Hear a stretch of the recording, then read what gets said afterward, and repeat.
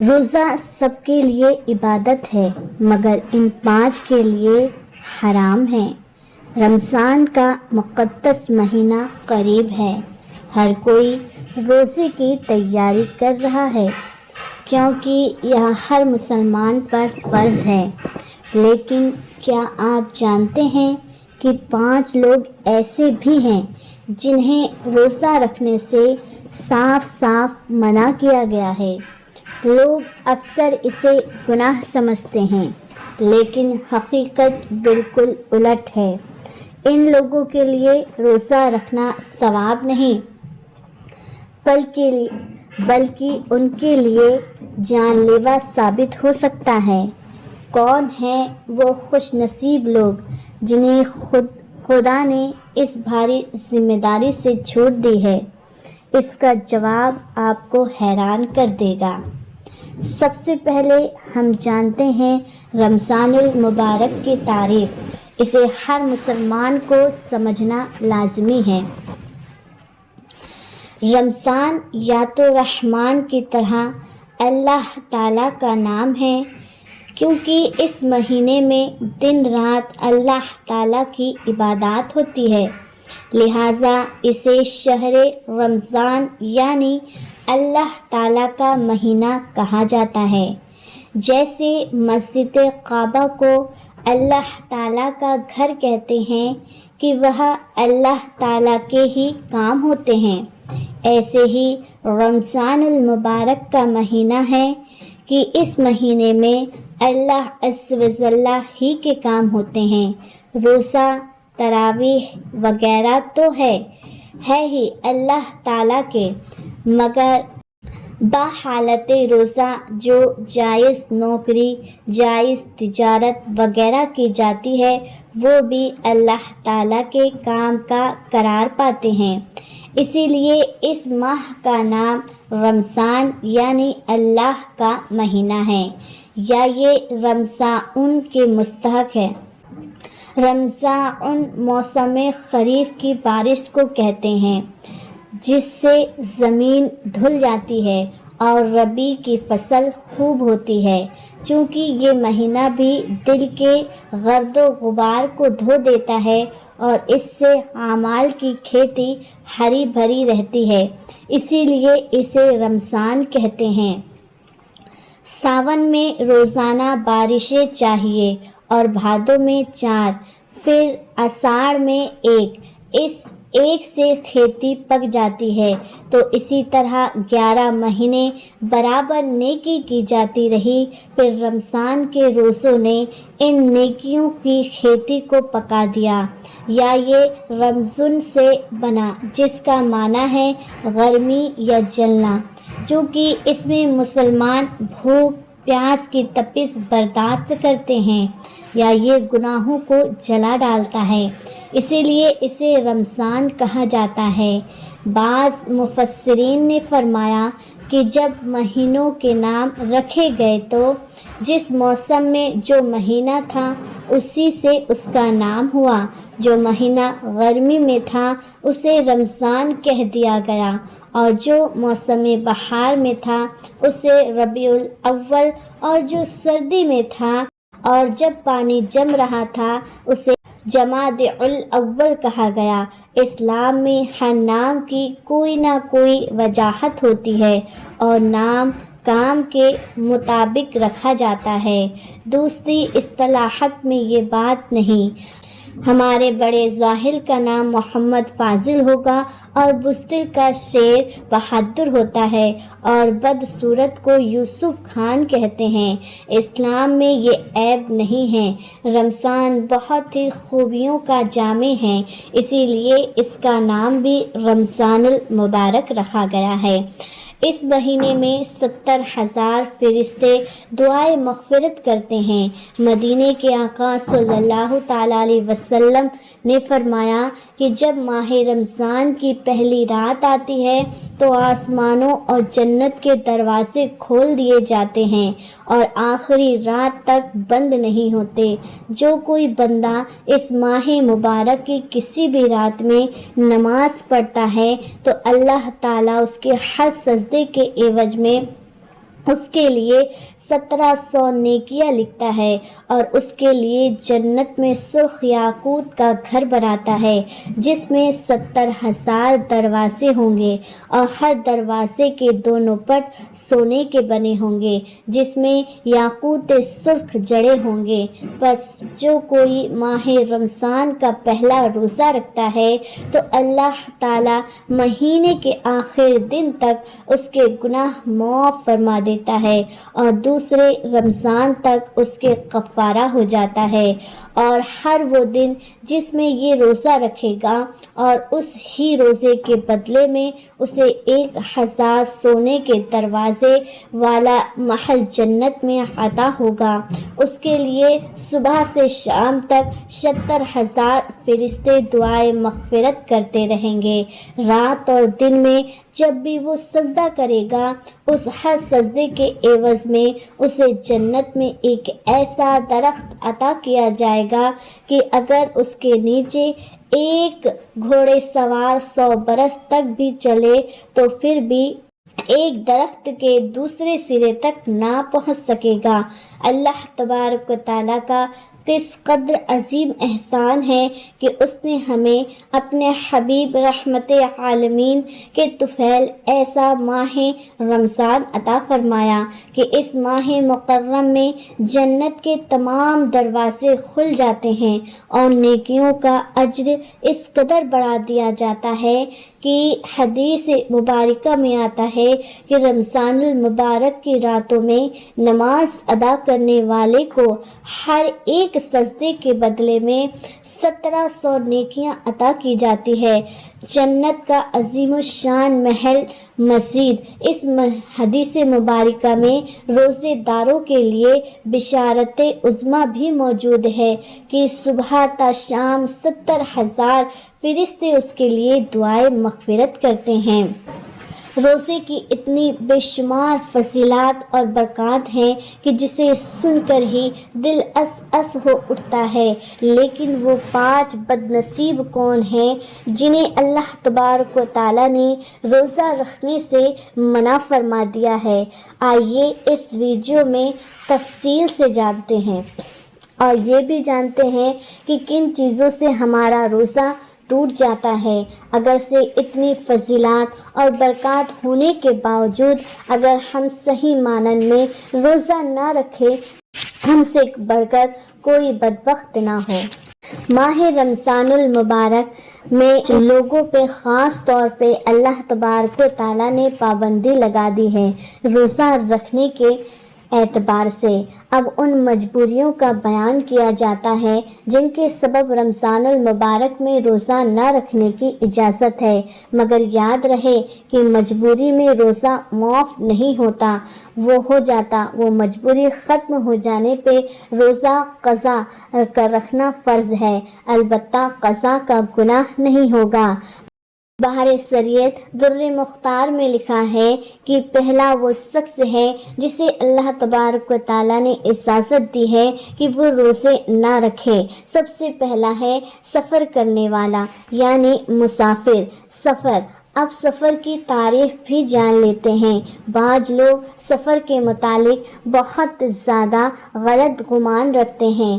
آئیے جانتے ہیں سفر کی تعریف۔ کسی اسلامی بھائی یا بہن نے سفر اختیار کیا تو دوران سفر روزہ نہ رکھنے کی اجازت ہے۔ سفر کی مقدار بھی ذہن نشین کر لیجئے۔ حضرت فاضل بریلوی احمد رضا خان فرماتے ہیں، بریلوی کی تحقیق کے مطابق شرعاً سفر کی مقدار 57 میل 3 فرلانگ یعنی تقریباً 93.5 کلومیٹر۔ جو کوئی اتنی مقدار کا فاصلہ طے کرنے کی غرض سے اپنے شہر یا گاؤں کی آبادی سے نکلا وہ مسافر کہلاتا ہے۔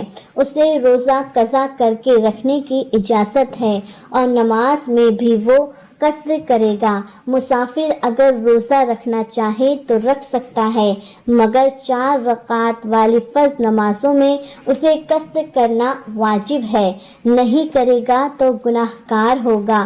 قصر صرف ظہر اور عصر اور عشاء کی فرض رکعتوں میں کرنا ہے، یعنی اس میں 4 رکعت فرض کی جگہ 2 رکعت ادا کی جائے گی، باقی سنتوں اور وتر وغیرہ رکعتیں پوری ادا کی جائے گی۔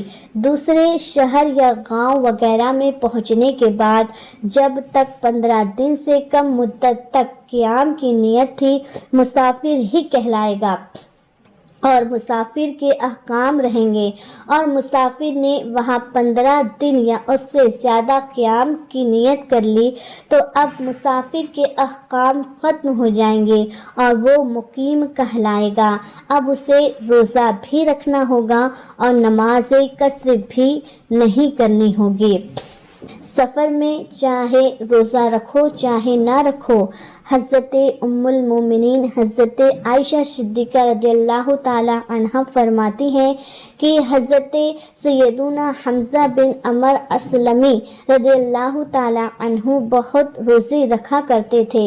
انہوں نے سرکار مدینہ سرور قلب سینہ صلی اللہ تعالی علیہ وسلم سے دریافت کیا کہ سفر میں روزہ رکھوں؟ آپ صلی اللہ تعالی علیہ وسلم نے ارشاد فرمایا، چاہے رکھو چاہے نہ رکھو۔ اس حدیث مبارکہ میں مسافر کو اختیار دیا گیا کہ وہ چاہے تو روزہ رکھ سکتا ہے اور اگر نہ بھی رکھے تو اسے اختیار ہے، وہ نہ رکھنے کے سبب گناہگار نہ ہوگا، لیکن یاد رہے کہ سفر کے لیے مقدار وہی ہونی چاہیے جو آگے گزری ہے۔ دوسرا، وہ شخص جو بیمار ہو، اب بیمار کیسا ہو؟ اسی طرح کوئی شخص بیمار ہو اور اسے روزے رکھنے کی صورت میں مرض بڑھ جانے یا دیر میں شفا یابی یا غمان غالب ہو تو ایسی صورت میں بھی روزہ قضا کرنے کی اجازت ہے۔ بہرحال آج کل دیکھا جاتا ہے کہ معمولی نزلہ، بخار یا درد سر کی وجہ سے اسلامی بھائی یا بہن روزہ ترک کر دیا کرتے ہیں، معاذ اللہ رکھ کر توڑ دیتے ہیں۔ ایسا ہرگز نہیں ہونا چاہیے۔ اگر کسی صحیح شرعی مجبوری کے بغیر کوئی روزہ چھوڑ دے، اگرچہ بعد میں قضا رکھ بھی لے، تب بھی بحکم حدیث اسے ایک روزے کے عوض میں 9 لاکھ برس جہنم کی آگ میں جلنا پڑے گا۔ اللہ اکبر۔ تیسرا نمبر ہے جہاد۔ جی ہاں، آپ نے بغور و فکر سنا کہ دوسرا نمبر ہے جہاد کرنے والے پر۔ حضرت سیدنا ابو سعید خدری فرماتے ہیں کہ 16ویں رمضان المبارک کو مکی مدنی آقا صلی اللہ تعالی علیہ وسلم کے ساتھ ہم جہاد میں گئے۔ ہم نے بعض سے روزہ رکھا اور بعض نے نہ رکھا، تو نہ تو روزداروں نے غیر روزداروں پر عیب لگایا اور نہ انہوں نے ان پر۔ چوتھا، حمل والی یا دودھ پلانے والی عورت۔ جی ہاں، حمل والی یا دودھ پلانے والی عورت کو اگر اپنی جان یا بچے کی جان جانے کا صحیح اندیشہ ہے تو اجازت ہے اس وقت روزہ نہ رکھے، خواہ دودھ پلانے والی بچے کی ماں ہو یا دائی، اگرچہ رمضان المبارک میں دودھ پلانے کی نوکری اختیار کی ہو۔ پانچواں، خوف ہلاک و اکرام۔ جی ہاں، بھوک اور پیاس ایسی ہو کہ ہلاک یا خوف صحیح ہو یا نقصان عقل کا اندیشہ ہو تو روزہ نہ رکھے۔ چھٹواں، بڑھاپا۔ جی ہاں، آپ نے صحیح سنا، بڑھاپا۔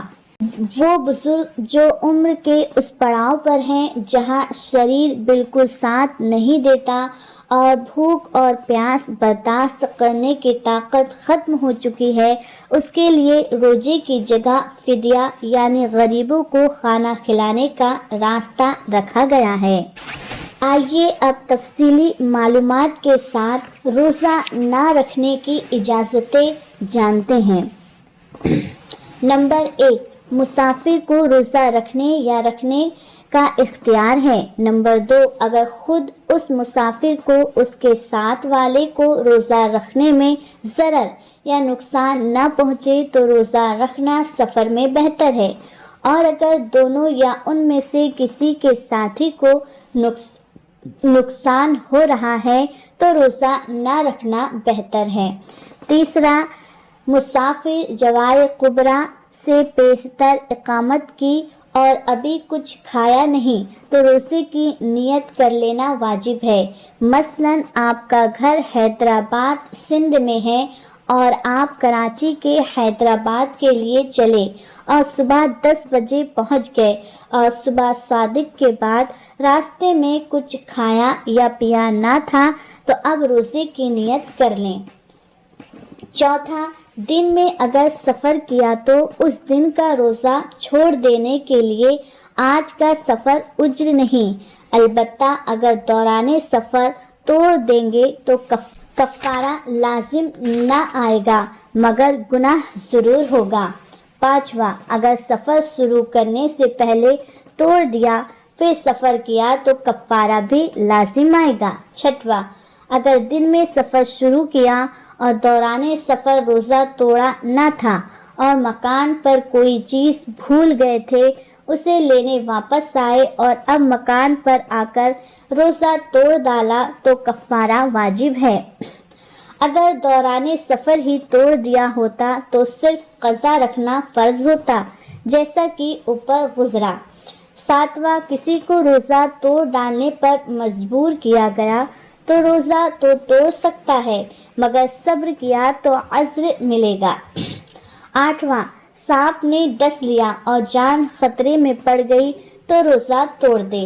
نواں، جن لوگوں نے ان اجروں کے سبب روزہ توڑنا ان پر فرض ہے، ان روزوں کی قضا رکھیں اور ان قضا روزوں میں ترتیب فرض نہیں، لہٰذا اگر ان روزوں کے پہلے نفل روزے رکھے ہوں تو یہ نفلی روزے ہو گئے، مگر حکم یہ ہے کہ اجر جانے کے بعد دوسرے رمضان المبارک کے آنے سے پہلے قضا رکھ لیں۔ حدیث پاک میں فرمایا ہے کہ جس پر گزشتہ رمضان المبارک کی قضا باقی ہے اور وہ نہ رکھے، اس کے اس رمضان المبارک کے روزے قبول نہ ہوں گے۔ اگر وقت گزرتا گیا اور قضا روزے نہ رکھے یہاں تک کہ دوسرا رمضان شریف آ گیا تو اب قضا رکھنے کے بجائے پہلے اسی رمضان المبارک کے روزے رکھ لے، قضا بعد میں رکھ لے۔ بلکہ اگر غیر مریض و مسافر نے قضا کی نیت کی، جب بھی قضا نہیں بلکہ اسی رمضان شریف کے روزے ہیں۔ 10واں، حمل والی یا دودھ پلانے والی عورت کو اگر اپنی جان یا بچے کی جان جانے کا صحیح اندیشہ ہے تو اجازت ہے اس وقت روزہ نہ رکھے، وہاں دودھ پلانے والی بچے کی ماں ہو یا دائی۔ 11واں، بھوک اور پیاس ایسی ہو کہ ہلاک یا خوف صحیح ہو یا نقصان عقل کا اندیشہ ہو تو روزہ نہ رکھیں۔ 12، مریض کو مرض بڑھ جانے یا دیر میں اچھا ہونے یا تندرست کو بیمار ہو جانے کا گمان غالب ہو تو اجازت ہے کہ اس دن روزہ نہ رکھے بلکہ قضا کر لے۔ 13، ان صورتوں میں غالب گمان کی قید ہے، محض وہم ناکافی ہے۔ غالب گمان کی 3 صورتیں ہیں۔ پہلی صورت یہ ہے کہ اس کی ظاہری نشانی پائی جاتی ہے، دوسری یہ کہ اس شخص کا ذاتی تجربہ ہے، تیسرا یہ کہ کسی مسلمان حاذق یعنی تجربے کار اور فن طبیب میں ماہر ہے، طبیب مستور یعنی غیر فاسق نے اس کی خبر دی ہو، اور اگر نہ کوئی علامت ہو، نہ تجربہ، نہ اس قسم کے طبیب نے اسے بتایا کہ بلکہ کسی کافر یا فاسق طبیب کے کہنے سے افطار کر لیا تو کفارہ لازم آئے گا۔ 14واں، آج کل کے اکثر اطباء اگر کافر نہیں ہیں تو فاسق ضرور ہیں اور نہ ہی تو حاذق طبیب کی زمانہ نائب سے ہو رہے ہیں۔ ان لوگوں کا کہنا کچھ قابل اعتبار نہیں، نہ ان کے کہنے پر روزہ افطار کیا جائے۔ ان طبیبوں کو دیکھا جاتا ہے ذرا سی بیماری میں روزہ منع کر دیتے ہیں، اتنی بھی تمیز رکھتے نہیں کہ کس مرض سے روزہ مفید ہے اور کس میں نہیں۔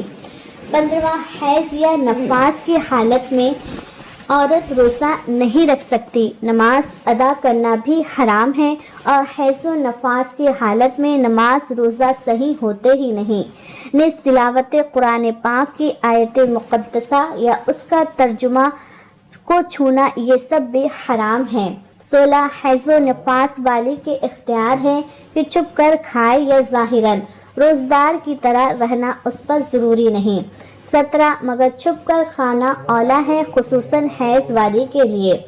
18، یعنی شیخ فانی، یعنی وہ معمر بزرگ جس کی عمر اتنی بڑھ چکی ہے کہ اب وہ بیچارے روز بروز کمزور ہی ہوتے چلے جائیں گے، جب وہ بالکل ہی روزہ رکھنے سے عاجز ہو جائیں، یعنی نہ اب رکھ سکتے ہیں نہ آئندہ ان میں اتنی طاقت آنے کی امید ہے کہ روزہ رکھ سکیں گے، انہیں اب روزہ نہ رکھنے کی اجازت ہے، لہٰذا ہر روزے کے بدلے میں ایک صدقہ فطر کی مقدار مسکین کو دے دیں۔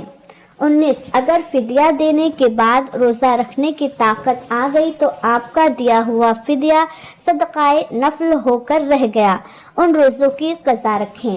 20، یہ اختیار ہے کہ شروعاً رمضان ہی میں پورے روزے کا ایک دم فدیہ دے دے یا آخر میں دے۔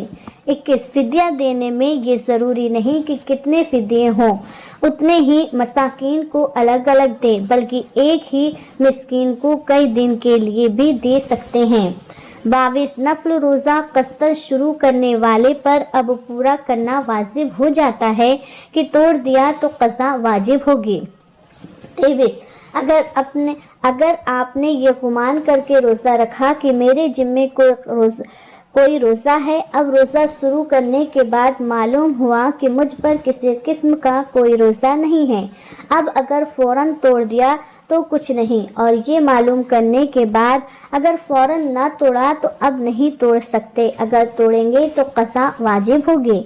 24، نفل روزہ قصداً نہیں توڑا بلکہ بلا اختیار ٹوٹ گیا، مثلاً دوران روزہ عورت کو حیض آ گیا، جب بھی قضا واجب ہے۔